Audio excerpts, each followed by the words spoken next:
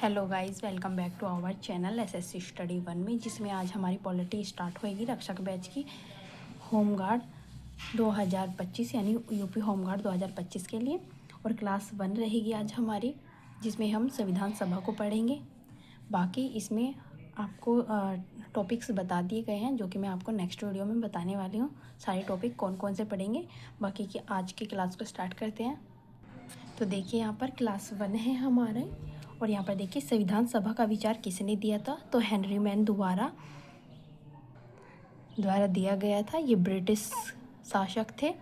अब यहाँ पर देखिए, और इसका व्यवहारिक रूप किसने दिया था, तो व्यवहारिक रूप संविधान को अमेरिका और फ्रांस ने दिया था। इसमें एक पॉइंट है, यानी महात्मा गांधी ने 1922 में पत्रिका यंग इंडिया में एक लेख लिखा। उसमें क्या कहा गया, तो उन्होंने कहा भारत संविधान भारतीयों की इच्छा अनुसार होगा। और 2023 में स्वराज पार्टी की स्थापना हुई, जो कि ब्रिटिश सरकार के समक्ष इस पार्टी ने 1924 में 23 को तो इसकी स्थापना हुई थी, और 1924 में इसने ब्रिटिश सरकार के समक्ष संविधान की मांग को रखा। नेक्स्ट देखिए, और यहाँ पर देखिए संविधान का जनक किसको कहा जाता है, तो जेम्स मेडिसन को कहा जाता है, और ये यूएसए के संविधान के जनक हैं।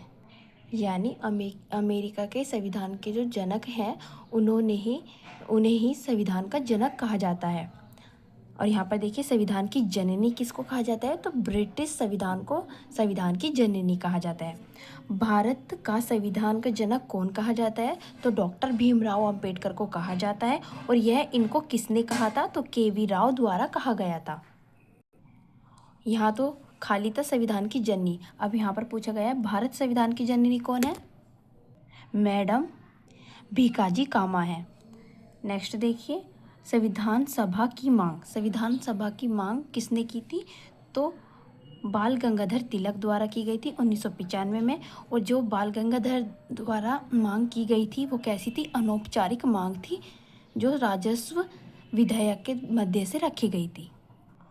और उसके बाद जो हमारी मैंने अभी बताया एक पार्टी जिसका गठन 2023 को हुआ था, 1923 को हुआ था, ये स्वराज पार्टी की स्थापना हुई थी 1923 में। तो यही है जो 1924 में ब्रिटिश के समक्ष संविधान सभा की मांग रखती है। और इसमें कौन कौन शामिल थे, तो मोतीलाल नेहरू द्वारा यह मांग रखी गई थी। अब यहाँ पर देखिए संविधान का निर्माण, क्वेश्चन कैसे बनते हैं, तो आपको नीचे दिखाई दे रहे होंगे। यहाँ पर देखिए, डैश लिखित नियमों का एक समूह है जिसे देश के भीतर रहने वाले सभी लोगों द्वारा स्वीकार किया जाता है। वह क्या है, रिट, बिल, संविधान, दस्तावेज। तो आपको पता होगा है ना, क्या है वह स्वीकार किया जाता है सभी लोगों द्वारा, संविधान। नेक्स्ट देखिए, सभी डैश देशों में संविधान होने की संभावना है। कैसा संविधान होता है सभी देशों में, कम्युनिस्ट या कुलीन तंत्र, लोकतंत्र या अधिनायकवादी। तो हर देश है उसमें कैसा होता है, तो लोकतांत्रिक होता है, यानी लोगों का तंत्र चलता है, तभी तो संविधान बनता है। लोगों की इच्छा द्वारा जो संविधान निर्माण किया जाता है वही लोकतांत्रिक होता है। नेक्स्ट देखिए, 1928 में नेहरू रिपोर्ट लखनऊ में प्रस्तुत की, जिसकी अध्यक्षता मोतीलाल नेहरू ने की थी।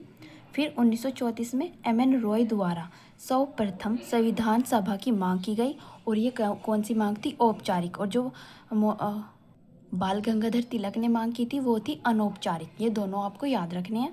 अब यहाँ पर देखिए 1935 में कांग्रेस ने आधिकारिक रूप से संविधान सभा के गठन की बात कही,